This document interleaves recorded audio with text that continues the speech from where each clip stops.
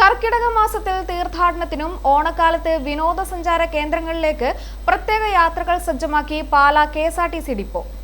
August 11 രാവിലെ 5:30 പുറപ്പെട്ട് തൃശ്ശലരി തിരുനെല്ലി ക്ഷേത്ര ദർശനവും 12 തിരുനെല്ലി ക്ഷേത്രത്തിൽ ബലിതർപ്പണവും നടത്തിയതിനു ശേഷം തൃച്ചംബരം ശ്രീകൃഷ്ണസ്വാമി ക്ഷേത്രം, വൈദ്യനാഥ ക്ഷേത്രം, രാജരാജേശ്വരി ക്ഷേത്രം എന്നിവ സന്ദർശിച്ച് 13 രാവിലെ 6 മണിക്ക് പാലാ ഡിപ്പോയിൽ എത്തിച്ചേരും. താമസ സൗകര്യം ഉൾപ്പെടെ 2530 രൂപയാണ് ചിലവ്. ഓഗസ്റ്റ് മാസത്തിൽ ആറന്മുള പഞ്ചപാണ്ഡവ യാത്രയും തൃശൂർ പിറവം നാലമ്പല യാത്രയും പാലായിൽ നിന്നും ക്രമീകരിച്ചിട്ടുണ്ട്. ഓഗസ്റ്റ് 5, 14, 19, 25, 28 തീയതികളിൽ ആറന്മുള ക്ഷേത്രത്തിലേക്കും യാത്രയുണ്ടായിരിക്കും.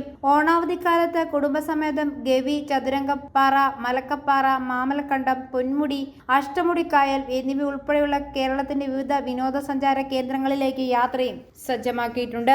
ഐ4 ന്യൂസ്, പാലാ.